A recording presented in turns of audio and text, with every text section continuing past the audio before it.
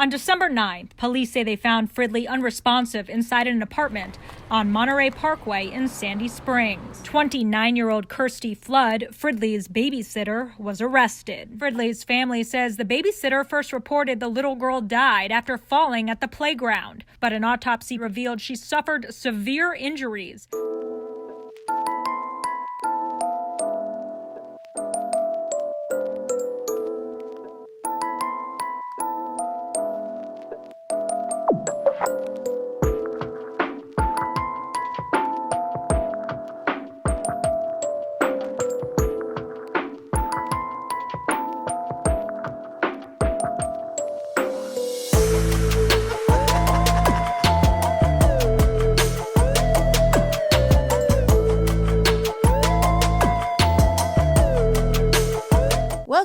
Welcome back. I'm Cassie, and this is A Wicked World.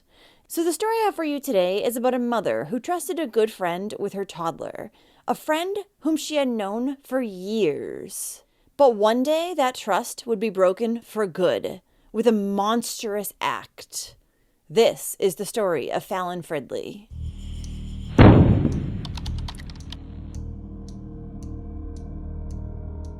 Fallon Fridley was born on September 27, 2018, to Kristen Fridley Gaunt in Hollywood, Florida. Fallon's mother, Kristen, married a man named Cameron Gaunt, whom Fallon considered to be her daddy. Her biological father had actually never been a part of her life and had disappeared from Kristen's life completely when she was 8 months pregnant with Fallon. Little Fallon loved to dance and sing. She also loved her kitten, who was named Mr. Butters. She also had a favorite stuffed animal named Lovey, who was always with her. Fallon was said to be kind and caring, and she was already practicing taking care of animals in need, possibly following in her mother's footsteps, who was a veterinary technician. In August of 2020, after Fallon's daycare closed down due to the pandemic, Kristen began to send her daughter to her friend's in-home daycare instead. Kristen had been friends with Kirsty Flood for close to 5 years at this point, so it seemed like the perfect option for her childcare needs. Kirsty was also a mother herself, and she had a 3-year-old daughter as well as an 8-month-old son. In fact, her 3-year-old daughter was actually best friends with Fallon. So starting in August, Fallon began to go over Kirsty's house 3 days a week while her mother and father were at work. And she seemed to love to go over Kirsty's. Some days she didn't even want to go home. She wanted to keep playing. On the morning of December 9th, 2020, around 7 a.m., Cameron dropped off Fallon at Kirsty's house for the day, as usual. And later that day, around 1:30 p.m., Kristen would receive a text message from Kirsty asking if Fallon could spend the night. Kristen agreed to this, figuring that her daughter would have a ton of fun playing with Kirsty's daughter. So Kristen told Kirsty that was fine, and she said that she would call in a few hours to check in on Fallon because she was currently at work. Kristen would speak to the babysitter again around 4:30 that afternoon, and at that time, Kirsty told the mother that Fallon was doing great, and they were at the park playing. Kirsty's phone then died, which annoyed Kristen a little, but didn't send off any red flags because she trusted her friend. The mother also figured that she'd hear back from the babysitter shortly. However, it would end up being another 2 hours until she was able to reach her. Around 6:30 p.m., Kristen was finally able to talk with Kirsty, and she asked if she could speak with her daughter Fallon. Kirsty told her to give her about an hour because she needed her phone to charge. Kirsty would then end up FaceTiming Kristen at 7:30 p.m., and when she did, Fallon was in a dimly lit room and she was propped up on a bed. She looked like she had just woken up, but when Kristen tried to speak with her, she wouldn't respond. And even though the mother thought this was rather odd because Fallon always loved to talk, she figured it was just because the little girl had a long day and was very tired. Kristen would then pass the phone over to her husband Cameron so he could say hi to their daughter Fallon. But as soon as he said, "Hey baby," and looked at his daughter, the phone cut out. This immediately made Cameron feel uneasy, and he asked Kristen if they should go pick up Fallon. They then began to try to contact Kirsty again. But after multiple calls, they had no luck. So the worried parents tried to call her boyfriend, who had actually been there for several hours that day while she was watching Fallon.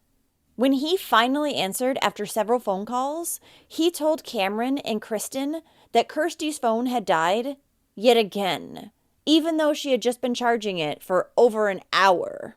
When Kristen did finally speak with Kirsty, she was told that Fallon was doing just fine. She had actually just eaten dinner and was headed off to bed soon.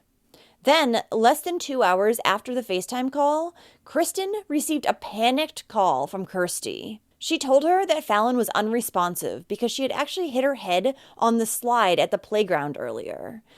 But the thing is, Fallon's mother had spoken with Kirsty multiple times since then, and this was the first time she was hearing about any accident happening at the playground.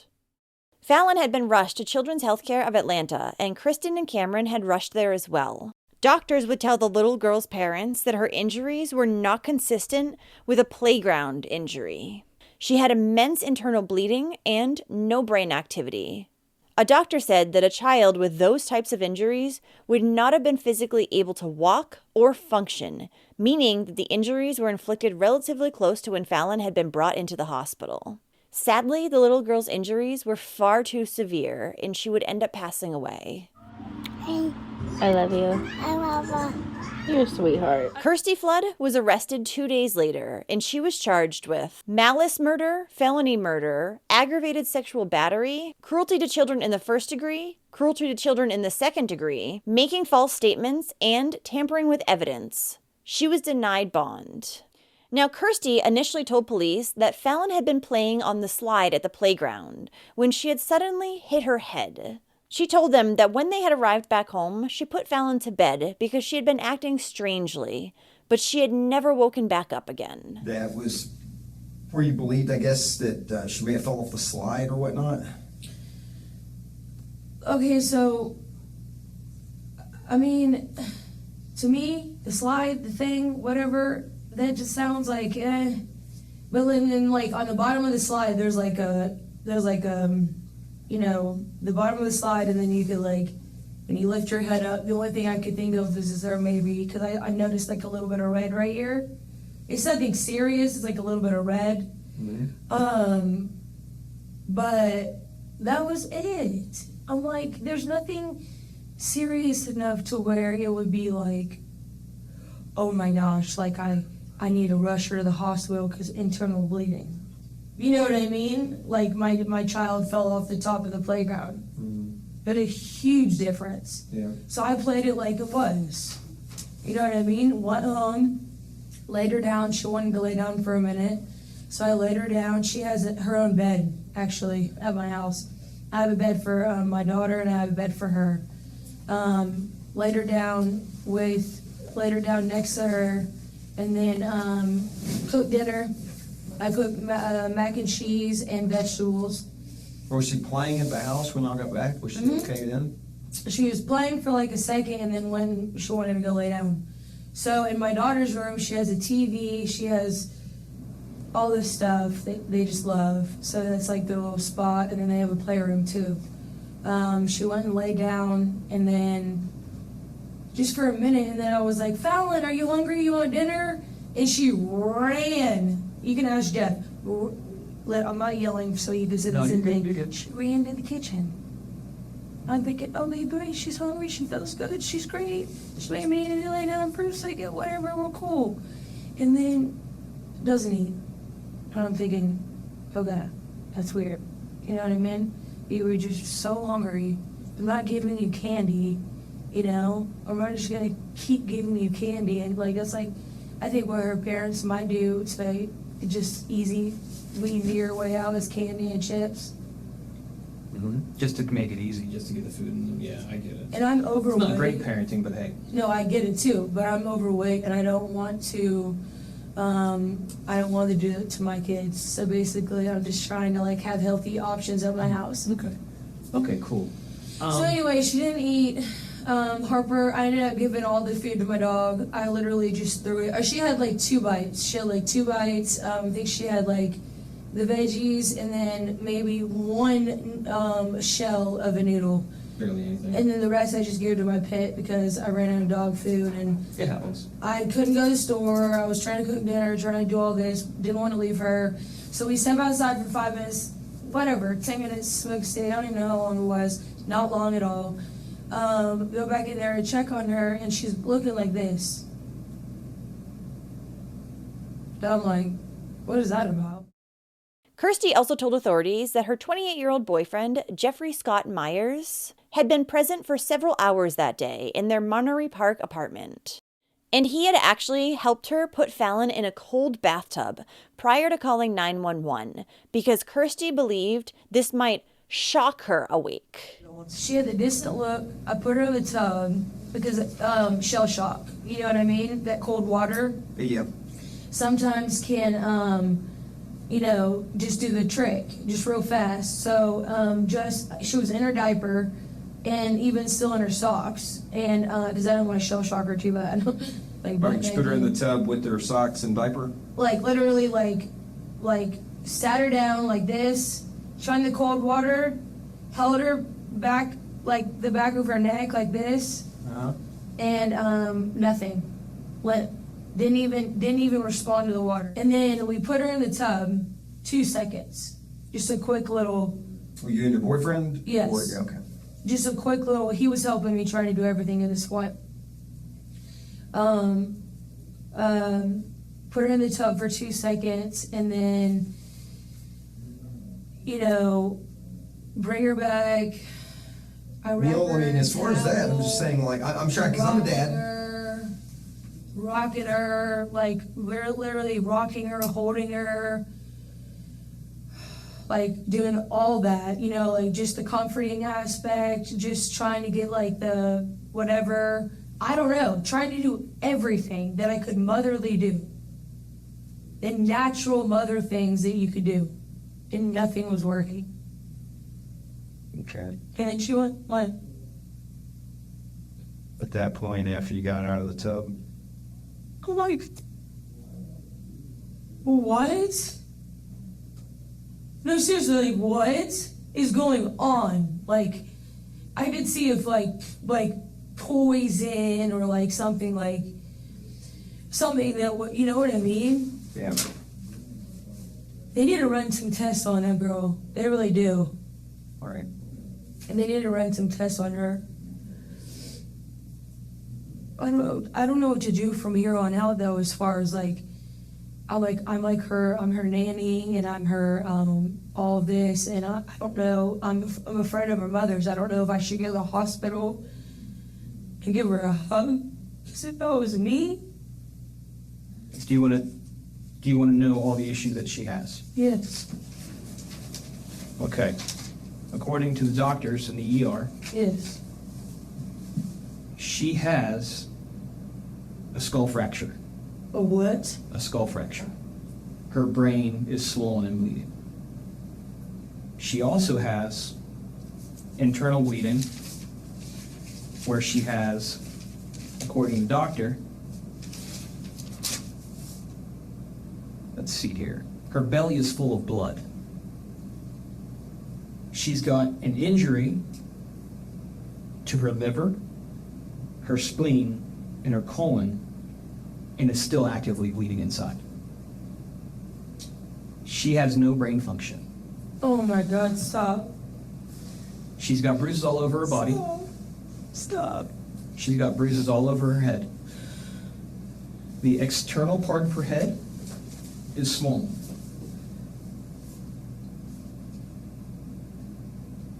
She has bruises literally all around her head. I can show you pictures. So that picture you showed me just a few minutes ago, she doesn't look like that right now. She is bad. You think it's the blood rushing to her head and all that stuff?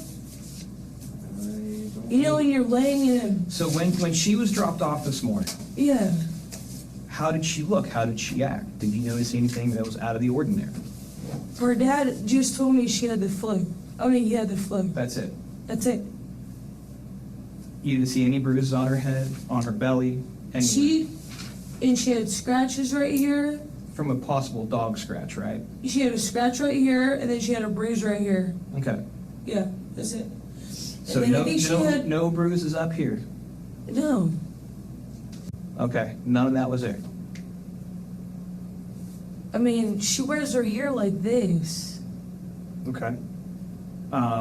She literally wears her hair like this.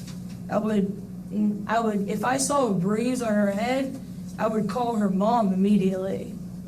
Okay. I wouldn't just let a bruise just continue to be a bruise, because that's how you get internal bleeding. Correct. That's exactly how that happens. Okay. And she's bleeding internally because she's got injuries to her spleen, colon, liver. And from what you told me, the only thing that happened to her today was the fall off the slide at Morgan Falls Park, where that ground is soft and squishy and bouncy. Because they made it that way so kids don't technically get hurt when they fall. Right. The injuries that this child has, according to the doctor, are acute, which means they have just recently happened. There was absolutely no way that just happened.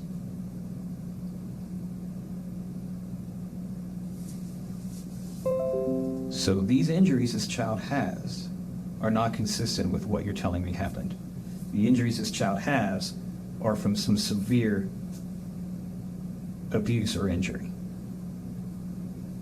How long have you had her today? Just as a point of reference? Oh my, I can't even believe. How exactly? How would that even have happened? You tell me, because we weren't there. Were you the only one with the child today? I was around a bunch of people at the park. Now, when did you get the child today? Were you caring for the child by yourself today? I always care for her by myself, always. Okay. Every day. There's never been an issue, ever. What time today did you get her? Or yesterday now? 6 o'clock in the morning. Oh, you had her all day long? Yeah. Okay.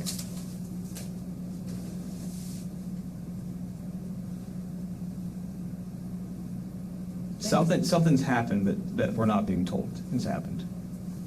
Because those injuries just don't appear.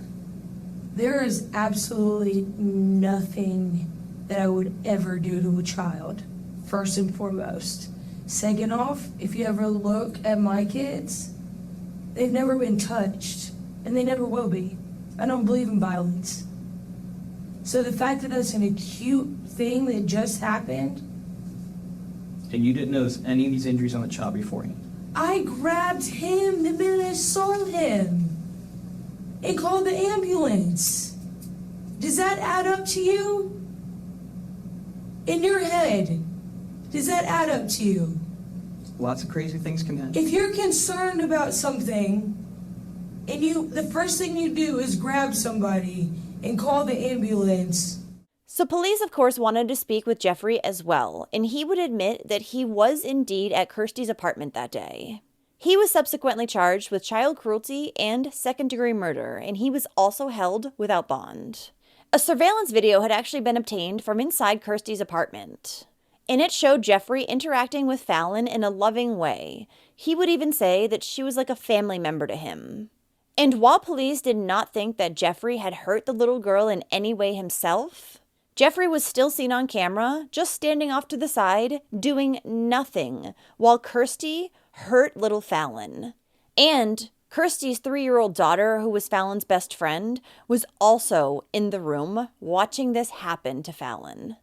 An autopsy of the toddler's body revealed that she had suffered severe injuries that resulted in her death while in the care of Kirsty. Fallon had a massive skull fracture and lacerations to her liver, spleen, and colon.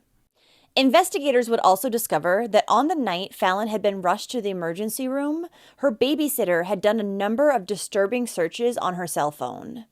At 6:38 p.m., she had searched mental help, I hit my child and feel guilty, what does it mean to have a sudden urge to beat a child that's not yours, what type of people enjoy abusing other people's children? Psychos. I'll answer that one for you. And why do people abuse? All of these searches were made over the course of only 1 minute. Now, this was not the first time that Kirsty had been in trouble with the law. In fact, she had actually been arrested 5 times prior to turning 21 years old.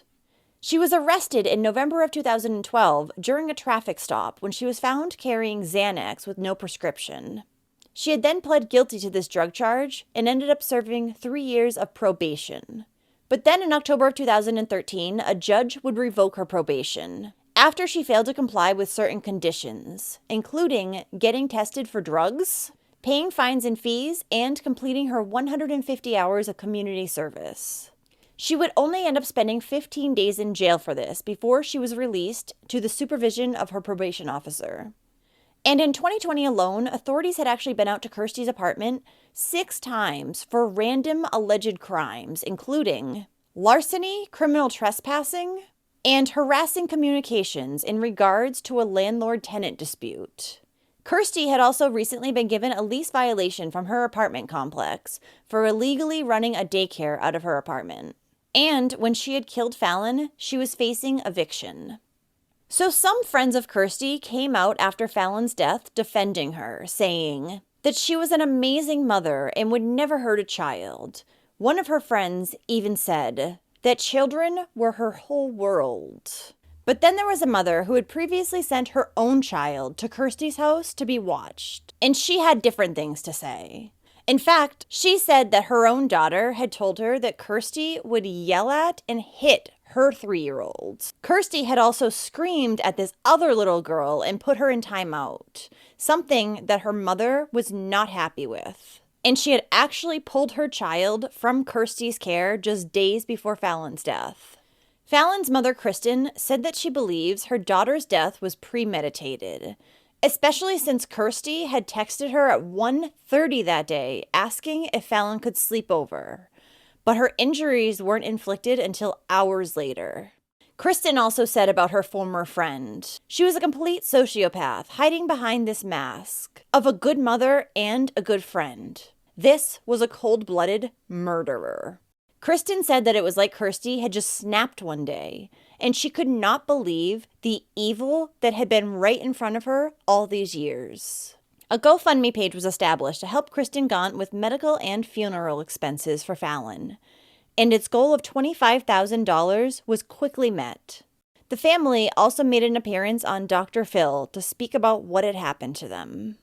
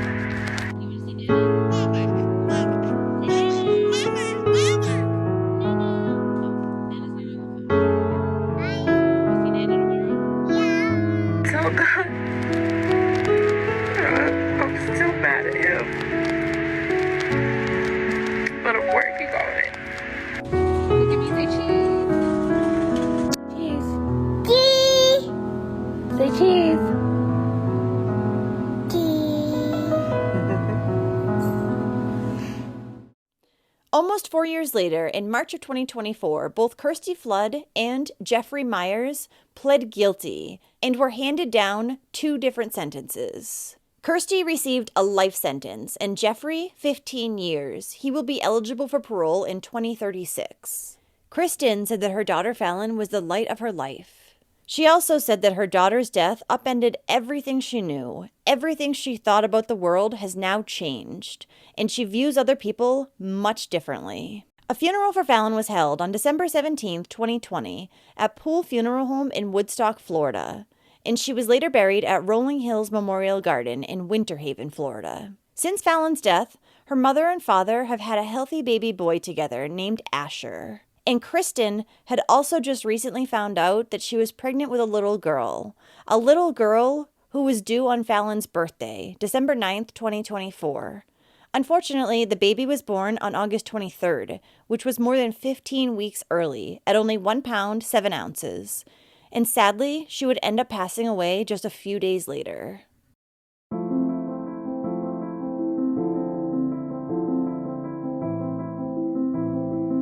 Well, thank you for listening to Fallon's story today.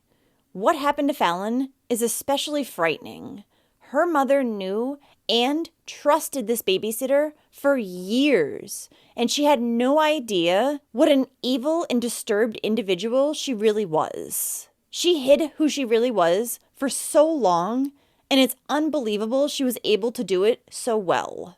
And the thing is, all Kirsty had to do was call up Fallon's mother and tell her that things were getting to be too much for her to handle and to come pick up Fallon. And this poor sweet little girl would not have lost her life. I am also incredibly sad for Fallon's mother and father, who not only lost their sweet 2-year-old Fallon, but also their new baby girl who was born much too early.